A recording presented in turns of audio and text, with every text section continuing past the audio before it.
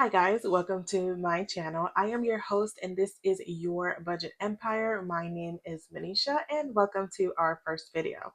So this channel is a channel that I wanted to make surrounding personal financing and budgets. I think it's such an important topic that most people have no idea very much about it, how to manage your own finances, things to look for, some nice tips and tricks, as well as what is going on in financial media. So I'm going to be your host today, and these are the things that we will talk about on this channel. If you are interested in that kind of stuff, I am looking for like-minded people. Please give me a like, follow, and subscribe, and I would love to have you. We will be posting 3 times a week. I'm still working on the posting schedule. I think we're going to do a Monday, Wednesday, and Friday, but I'll keep you guys updated along the way. We want to talk about financial freedom. So that's what's going to be the blanket topic of this video. I'm going to first determine what financial freedom means for me, and I would like you guys to do the same. Drop a comment in the comment section. I will take a look at those. I will do my very best to read each and every one. For me, financial freedom means bills are on auto pay. I go where I want. I do where I want. I don't have to stress. I don't have to worry. I have an emergency savings account. I don't want to work a 9 to 5. I do currently. I am a registered nurse, as well as me and my husband own a business. We own a spa. So at the spa, we do massages, facials, and body scrubs, and that's what we do. That's his main job. I work as the finance director in the spa, but we don't plan to do those things for the rest of our lives.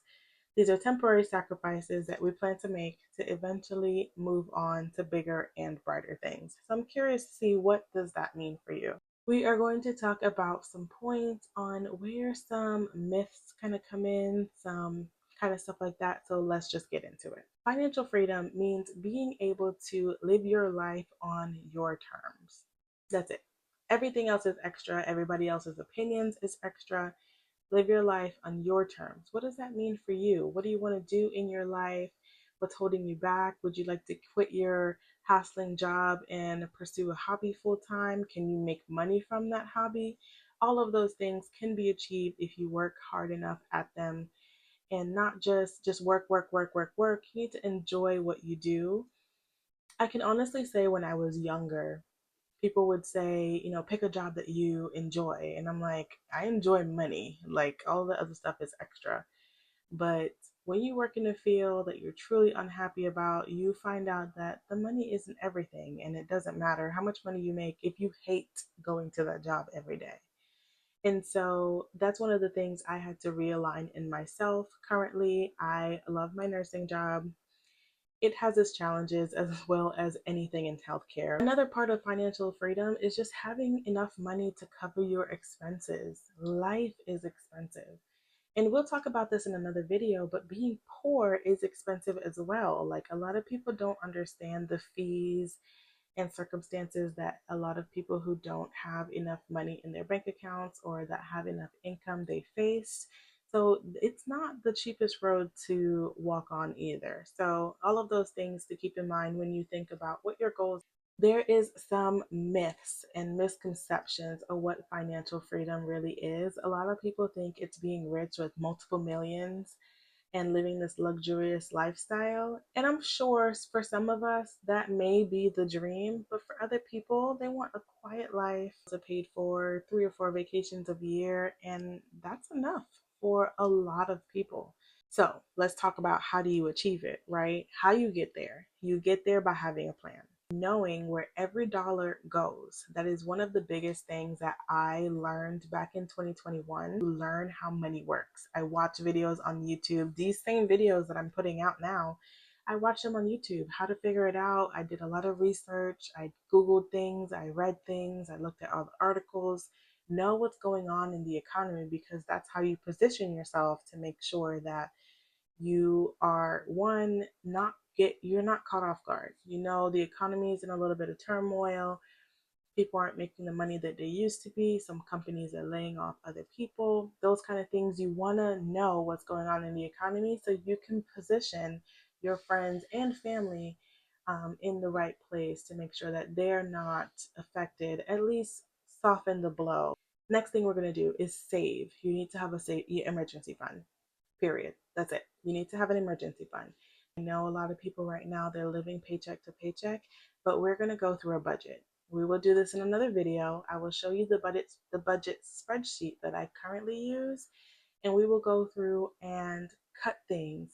There's always ways to slim your budget down. And if we go without for a little while, for example, eating out, a lot of people eat out every meal of every day. We got to start cooking at home.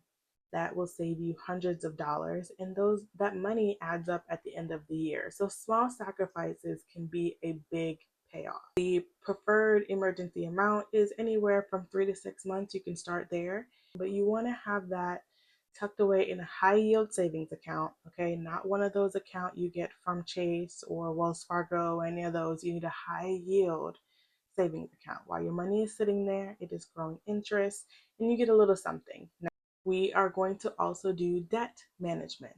So when it comes to managing your debt, a lot of people do the snowball method, which is paying off the smallest debt first and then just rolling that payment into the next one and the next one until everything is paid off.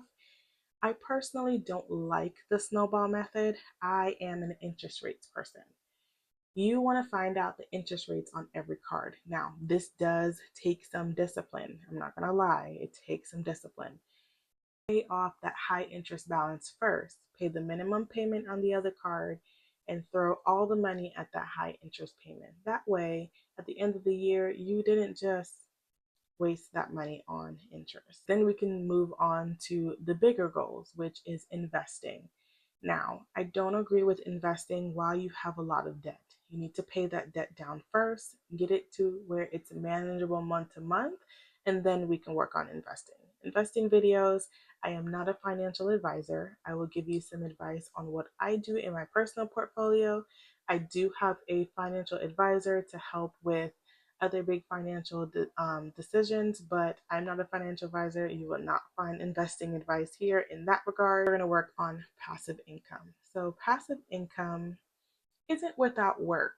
I see a lot of creators on here sometimes. They're like, oh, I made $20,000 a month by listing this Airbnb. And that may be true, that may be true, but there's a lot of risk, there's a lot of downside. So do your research. Don't just take somebody else's word for it. A passive income could be a hobby. Maybe you make a little bit of money on the side, income that you can use for the time being to help pay off debt. And then you can go into something like a little bit more automation. Maybe you sell an ebook or a digital download or those kind of things where you can essentially make money when you sleep. But it doesn't come easy and it's not without work. You have to structure a lot of the business to where it can do that. If you don't plan correctly, you would actually end up wasting a lot of money in the process. There's a lot of downside risk. So make sure you do your research on anything related to passive income. Set shift. A lot of times, a lot of our finances is just in our mind. Okay, we have to shift that mindset. Be patient. Nothing that is worth having ever come easy. It's going to be hard. It's going to be hard. When we started our business, we had this business for a year and a half now. I am so happy and excited. When my husband told me he wanted to open this business, it was definitely risky. We took all of our savings and that's what we did. But it was our plan A, it's our plan B, it's our plan C. This business will succeed. At least that's the mindset we have when we open the business. Now, it was a little superficial. We've had some bumpy roads, especially in our first 6 months. Like, we still had to pay all of the bills, all of the expenses. It was a slow start. But if you keep the engine turning and you keep making improvements, you listen to your customers, you take constructive feedback, then everything will work out just fine. Don't be hard-headed. Take the advice from people around you. Find you a mentor. If you're trying to do something new or venture into something, find a mentor that can help you through the process. Set goals that are realistic. I can give you a little bit of personal advice. I set my goals in quarters. So from January to March, I want to meet X amount of dollars. Let's say it's my savings challenge. In order to save $10,000 for the year, I have to meet my quarter saving goal. So for every 3 months, I need to save $2,500. And then you break that up month by month. So this month I save 500, next month I save 500, next month I save 500, and I'm at 15, right? Now, 15 is not 25, I'm still short. But also acknowledge that not because you don't need that 10,000. Maybe you overshot it a little bit. Maybe your budget couldn't handle that. It doesn't mean you failed. It just means that you weren't quite ready for such a big goal, but you also have to look at where you came. At the end of the year, you may have not had 10,000, but maybe you have 7, maybe you had 5. Still a lot more than you would have had if you didn't implement that savings goal. Give yourself a little grace in your challenge, but if you break it up in smaller chunks, it's manageable, trust me. One of the other things you have to make sure you do in order to manage your budget is just track your expenses. Know what you're spending your money on, whether it's fast food, maybe it's luxury items. There's people that's online going broke to keep up with the Joneses. Be aware. People are living off credit cards. They're pretending that they make all of this money, and in reality, they can't pay their rent month to month. Well, they must be doing well because they have the latest bag, or they have the latest phone, or they have the latest Louis Vuitton shoes. All of those are superficial things, and a lot of things you can buy on credit. And everybody right now is living on a massive amount of credit. If you are up to date in financial media, you will know that the credit card debt is the highest it has ever been. So don't let people fool you. Take your time, bite off your goals in chunks, and you will get there at the end of the day. Well, guys, thank you for staying tuned for this video. I definitely appreciate it. Please give me a like, follow, and subscribe. This is Manisha, and this is Your Budget Empire, and I'll see you in the next video.